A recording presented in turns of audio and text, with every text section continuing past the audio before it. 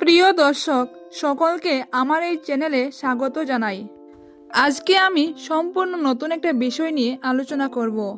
বন্ধুরা, আজকের এই ভিডিওতে আমরা জানব যে প্রত্যেক স্ত্রীর কি সেই এমন জিনিস যা প্রত্যেক স্বামীকে নির্লজ্জ হয়ে দেখা উচিত। আর যে সকল স্বামী তাদের স্ত্রীদের এই তিনটি জিনিসের উপর নজর রাখে তাদের ঘরে কখনো অভাব বাসা বাঁধতে পারে না, তার ঘর সর্বদা দ্বন্দ্বলতে ভরা থাকে। বন্ধুরা, তাহলে চলুন জেনে নেওয়া যাক কি সেই তিনটি বিষয় যা প্রত্যেক স্বামীরই জেনে রাখা উচিত।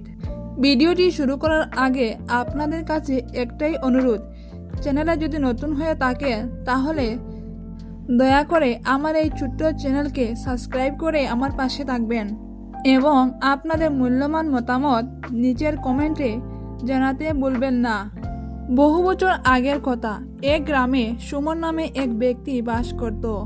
তার সাথে তার স্ত্রীর সম্পর্ক একদম ভালো ছিল না। সুমন বাবুকে তার স্ত্রী সবসময় অপমান করতেন এবং নানান কথা বলে খোঁটা দিতেন। সুমন বাবুর টাকা পয়সার প্রচুর অভাব ছিল। তিনি প্রচুর পরিশ্রম করতেন, কিন্তু তারপরেও তার ঘরে কখনো মা লক্ষ্মী উদয় হতেন না। তার উপার্জন করা সমস্ত অর্থই কোনো না কোনোভাবে খরচ হয়ে যেত। তিনি চাইলেও সেই অর্থ ধরে রাখতে পারতেন না। টাকা পয়সার অভাবের জন্য তার স্ত্রী তাকে প্রায়শই নানান ধরনের কথা শোনাতেন। যত দিন যেতে লাগলো সুমনবাবু এত গরিব হয়ে পড়তে লাগলেন যে তার ঘরে টাকা পয়সা তো দূরের কথা, ঠিক করে দুই বেলা দুই মুঠো খাবারও জোগাড় করতে তিনি পারতেন না।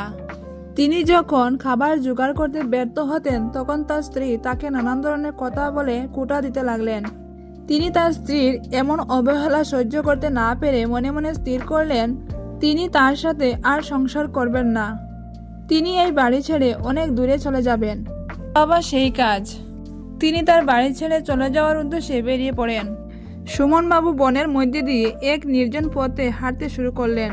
হাঁটতে হাঁটতে খেয়াল করলেন এক বৃদ্ধ অসহায় লোক একটা গাছের নিচে ক্ষুধায় কাতর হয়ে বসে আছে। তিনি এক দৌড়ে তার কাছে গিয়ে জিজ্ঞাসা করলেন, বাবা, আপনি কি হয়েছে? আপনি এমন চটপট করছেন কেন? তখন সেই বৃদ্ধ লোকটি সুমনবাবুকে বলে, আমি গত 5 দিন ধরে কোনো খাবার খাইনি এবং জলও পান করিনি। আমার প্রচুর খিদা ও চেষ্টা লেগেছে। বাবা, তুমি দয়া করে আমায় কিছু খাবার দিতে পারবে? যদি পারো তাহলে খুব উপকার হয়। আমি অনেক দিন যাবৎ কিছু খাইনি আর আমি আমার খিদে আর সহ্য করতে পারছি না। দয়া করে আমায় কিছু খাবার দাও, না হলে আমি এক্ষুনি মারা যাব। সুমনবাবু বৃদ্ধা বাবার মুখে এই কথা শুনে খুবই চিন্তায় পড়ে গেলেন। তিনি তার সঙ্গে করে নিয়ে আসা শুকনো মুড়ি সেই বৃদ্ধা বাবার সামনে দিয়ে বললেন, বাবা, আমার কাছে দেওয়ার মতো শুধু এই শুকনো মুড়িগুলোই আছে, যেটি আমি বাড়ি থেকে আসার সময় সঙ্গে করে নিয়ে এসেছিলাম নিজের জন্য। কিন্তু এখন এই খাবারটুকুর আপনার প্রয়োজন বেশি। তাই বাবা, দয়া করে এই খাবারটি গ্রহণ করুন এবং আপনার ক্ষুধা নিবারণ করুন।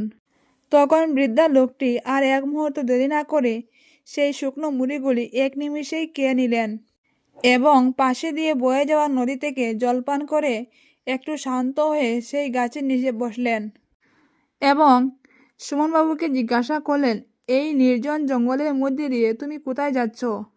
তখন সুমনবাবু উত্তর দিলেন, যেদিকে দু চোখ যায় সেদিকেই চলে যাচ্ছি। আমি জানি না আমি এখন কোথায় যাব। আমি শুধু এইটুকু জানি আমি আর ঘরে ফিরে যাব না। তাতে এই জঙ্গলে যদি আমার মৃত্যু হয় তাতে আমি সেটার জন্যই প্রস্তুত আছি। তা শুনে বৃদ্ধা লোকটি আবার জিজ্ঞাসা করলো, কিন্তু তুমি তোমার বাড়ি ছেড়ে কেন বেরিয়ে এসেছ? বৃদ্ধা বাবার কথা শুনে সুমনবাবু বললেন, বাবা, আমার স্ত্রীর সাথে আমার একদম বনিবনা হয় না। তার সাথে আমার প্রতিনিয়ত ঝগড়া ঝামেলা হয় এবং আমি তার মুখে দুবেলা দুমুঠো খাবার তুলে দিতেও ব্যর্থ। তাই সে আমাকে প্রতিনিয়ত অপমান করে। সুমনবাবু কথাগুলো বৃদ্ধা বাবাকে বলতে বলতে তার চোখ দিয়ে জল বেরিয়ে পড়ছিল। তখন ওই বৃদ্ধা লোকটি বললেন, বাবা, তুমি চোখের জল ফেলা বন্ধ করো। আজ আমি তোমাকে এমন 3টি জিনিসের কথা বলবো যেগুলো মেনে চললে তুমি তোমার জীবনে কখনো দরিদ্রতায় ভোগ করবে না। তোমার জীবন নিমিষেই পরিবর্তন হয়ে যাবে। তোমার স্ত্রী তোমার সাথে আর কখনো ঝগড়া করবে না এবং তোমার আর কখনো টাকা পয়সার অভাব হবে না। যে পুরুষ তার স্ত্রীর এই তিনটা জিনিস দেখে তার ঘরে আর কখনো অর্থের অভাব হয় না। তখন ওই বৃদ্ধা লোকটি বলতে শুরু করলো, এক গ্রামে এক জেলে বাস করত। জেলে সারাদিন নৌকা নিয়ে নদীতে মাছ ধরে বেড়াতো এবং সেই মাছ বিক্রি করে যে অর্থ উপার্জন করত সেই অর্থ দিয়ে তাদের সংসার চলতো। জেলে এবং জেলের স্ত্রী তারা একে অপরকে অনেক ভালোবাসতো। সেই গ্রামে সকলে বলাবলি করত, জেলে তার স্ত্রীকে ছাড়া কিছুই বুঝে না। তাদের ভালোবাসা দেখে সেই গ্রামের মানুষেরা অনেক হিংসা করত। তাদের এমন ভালোবাসার কথা একসময় রাজার কান পর্যন্ত পৌঁছে যায়। রাজা যখন রানীকে সেই জেলে এবং জেলের স্ত্রীর কথা বলছিলেন, তখন রানী রাজাকে বললেন, জেলের স্ত্রী হয়তো অনেক ভালো, তাই জেলেকে এত ভালোবাসে। রাজা রানীর কথা বিরোধিতা করে বললেন, না, জেলের স্ত্রী থেকে জেলে অনেক বুদ্ধিমান, তাই সে তার স্ত্রীকে বেশি ভালোবাসে। জেলে এবং জেলের স্ত্রী কে কাকে বেশি ভালোবাসে এই নিয়ে রাজা এবং রানীর মধ্যে দ্বন্দ্ব বেঁধে যায়। সেই দ্বন্দ্ব এক পর্যায়ে চরম সীমায় পৌঁছে যায়। তখন রাজা এবং রানী দুজনে ঠিক করলেন, জেলে এবং জেলের স্ত্রী কে কাকে বেশি ভালোবাসে তা বোঝার জন্য একটা পরীক্ষা নেবেন। রাজা তখন একজন সৈনিককে ডাকলেন। সৈনিক তখন রাজার সামনে এসে বললেন, হে মহারাজ, আজ্ঞা করুন। রাজা তখন সেই সৈন্যকে বললেন, আমাদের পূর্ব দিকে নদীর পাশে এক জেলে থাকে। তুমি সেই জেলের বাড়িতে যাও এবং জেলেকে গিয়ে বলো, জেলে যদি তার স্ত্রীকে হত্যা করে তাহলে রাজামশাই তাকে তার রাজ্যের অর্ধেক অংশ দান করবেন। রাজার আদেশ পাওয়ার পরেই সৈনিক সেই জেলের বাড়ির উদ্দেশ্যে রওনা করে দেয়। জেলের বাড়ির কাছে এসে সেই জেলেকে ডাক দেয়। ডাকাডাকির আওয়াজ শুনে জেলের স্ত্রী বাড়ির বাইরে বেরিয়ে আসে আর বলে, জেলে এখন বাড়িতে নেই, সে নদীতে মাছ ধরতে গিয়েছে। সৈন্য তখন নদীর দিকে রওনা দেয় এবং কিছু দূর যাওয়ার পরেই সে জেলেকে দেখতে পায় যে সে নৌকা নিয়ে নদীতে জাল ফেলছে। সৈন্য নদীর পাড় থেকে সেই জেলেকে জোরে জোরে ডাকতে থাকে।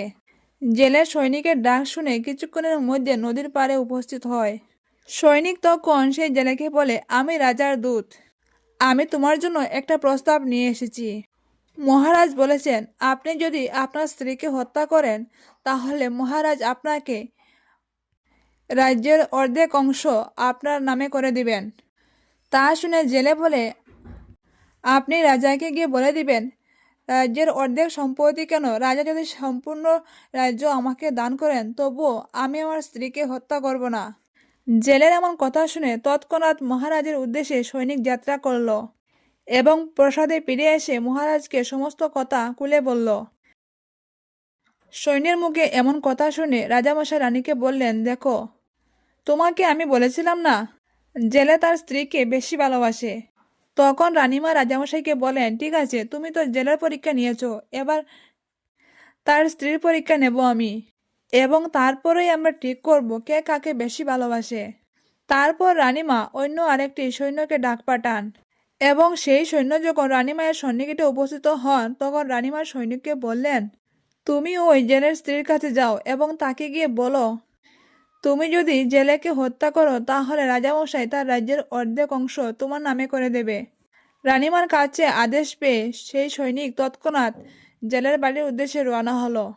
সৈন্য জেলের বাড়িতে পৌঁছে গিয়ে সেই জেলের স্ত্রীকে রানীমায়ের কথাগুলো বললেন। জেলের স্ত্রী সৈনিকের মুখে এসব কথা শুনে তিনি তৎক্ষণাৎ রাজি হয়ে গেলেন এবং বললেন তিনি জেলেকে হত্যা করবেন। সৈন্য জেলের স্ত্রীর মুখে এমন কথা শুনে দ্রুত রাজপ্রাসাদের দিকে রওনা হলো এবং রানীমায়ের কাছে গিয়ে বললেন যে জেলের স্ত্রী বলেছে তার স্বামীকে হত্যা করবে এবং সে আজকেই তাকে হত্যা করবে।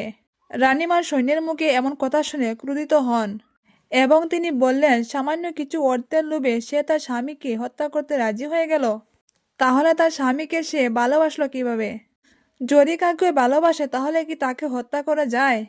রাজামশাইও এই কথাগুলো শুনে গভীর চিন্তায় পড়ে গেলেন এবং তিনি দ্রুত সেই সৈনিককে আবার পাঠালেন যাতে জেলের স্ত্রী জেলেকে হত্যা করতে না পারে, কারণ তারা চান না তাদের পরীক্ষার কারণে কোনো নিরীহ মানুষ মারা যাক। সৈন্য দ্রুত সেই জেলের বাড়িতে আবার ফিরে যায়, কিন্তু সৈন্য গিয়ে দেখে জেলের স্ত্রী জেলেকে মেরে ফেলেছে। এই সংবাদটি যখন রাজামশাই পেলেন তিনি খুব রাগান্বিত হয়ে গেলেন এবং তিনি তৎক্ষণাৎ আদেশ দেন যেন সেই জেলের স্ত্রীকে গ্রেপ্তার করে রাজপ্রাসাদে নিয়ে আসা হয়। রাজার আদেশে তৎক্ষণাৎ জেলের স্ত্রীকে গ্রেপ্তার করে নিয়ে আনা হলো। তারপর রাজামশাই জেলের স্ত্রীকে জিজ্ঞাসা করলেন যে, তোমার স্বামী তোমাকে এত ভালোবাসে, তারপরেও তুমি কেন তাকে হত্যা করতে রাজি হয়ে গেলে এবং হত্যাও করলে? রাজামশাইয়ের প্রশ্নের উত্তরে জেলের স্ত্রী বললেন যে সে এই সমস্ত শুধুমাত্র দেখানোর জন্য নাটক করত, কারণ তার স্বামী তাকে কখনো ভালোবাসতো না। সে ছিল একজন মুখোশধারী লোক। সে সকলের সামনে এমন একটা ভাব করত যেন সে খুবই ভালোবাসত তার স্ত্রীকে, কিন্তু আসলে সে আমার উপর অনেক অত্যাচার করত। সে প্রতিনিয়ত আমাকে অপমান করত এবং আমার গায়ে হাত তুলত। আমার স্বামীকে হত্যা করার পরিকল্পনা আমি অনেকদিন আগে থেকেই করেছিলাম, কিন্তু যখন রাজামশাইয়ের কাছ থেকে এই সংবাদটি পেলাম, তখন আর এক মুহূর্ত দেরি না করে আমি আমার স্বামীকে হত্যা করলাম। জেলের স্ত্রীর মুখে এমন কথা শুনে রাজামশাই চিন্তায় পড়ে গেলেন এবং তিনি ভাবতে লাগলেন যে তার স্ত্রীকে কি শাস্তি দেবেন। যাই হোক না, সে একজন নিরীহ মানুষকে হত্যা করেছে, তাই তাকে শাস্তি তো পেতেই হবে। প্রিয় দর্শক, এতক্ষণ ধরে এই গল্পটি বৃদ্ধা বাবা সুমনবাবুকে শোনাচ্ছিলেন। তারপর বৃদ্ধা বাবা সুমনবাবুকে বললেন, এবার নিশ্চয়ই বুঝতে পেরেছ যে নারীর কোন 3টি বিষয়ের উপর প্রত্যেকটি পুরুষের নজর রাখা উচিত। তখন সুমনবাবু বললেন, বাবা, আমি এখনো বুঝতে পারিনি কি সেই 3টি জিনিস যা প্রত্যেকটি পুরুষের নিজের স্ত্রীর উপর খেয়াল রাখা উচিত। তখন সেই বৃদ্ধা বাবা তাকে বললেন, প্রথমত প্রত্যেক পুরুষেরই উচিত তার স্ত্রীর আচার আচরণের দিকে লক্ষ্য রাখা এবং তাকে ভালোবাসে যত্নে রাখা। দ্বিতীয়ত প্রতিটি পুরুষেরই উচিত তার চলাফেরার উপর নজর রাখা, তার স্ত্রী ঠিকমতো আছে কিনা, কোনো কষ্ট হচ্ছে কিনা সেই দিকে নজর রাখা। আর যারা স্ত্রীর এই বিষয়গুলির উপর নজর রাখে তাদের সংসারে কখনো অশান্তি হয় না, কারণ নারীরা হচ্ছে ভালোবাসার কাঙ্গাল। ভালোবাসা পেলে প্রত্যেক নারী পরিবারকে স্বর্গ করে তোলে। তারা তাদের মা বাবাকে ছেড়ে আসে শুধু একজন পুরুষের ভরসায়। সেই পুরুষ যদি তাকে আগলে যত্ন করে রাখে তাহলে তাদের জীবনে কোনো কষ্ট থাকে না। তাই প্রত্যেক পুরুষের উচিত নারীর এই বিষয়গুলোকে খেয়াল রাখা। একজন স্ত্রী তার স্বামীর উপর ভরসা করেই সারা জীবন সেই সংসারে টিকে থাকে। তাই স্বামীকে সবসময় মনে রাখা উচিত তার স্ত্রীর জন্য কোনো কষ্ট না হয়। স্ত্রী যেভাবে স্বামীকে সম্মান করে, স্ত্রীকেও সেইভাবে স্বামীর সম্মান করা উচিত। এই কথাগুলো একজন পুরুষের মাথায় থাকলে সেই সংসারে কখনো অশান্তি হয় না এবং সেই সংসারে কোনোদিন অভাব অনটন হয় না, কারণ সংসারে শান্তি থাকলে মা লক্ষ্মী সেই সংসারে বিরাজমান হন।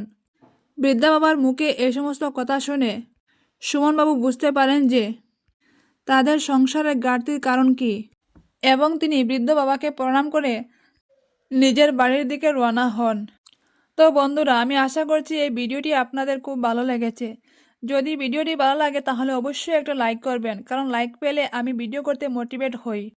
এবং বন্ধুরা, ভিডিওটি সম্পূর্ণরূপে দেখার জন্য আপনাদের অসংখ্য অসংখ্য ধন্যবাদ।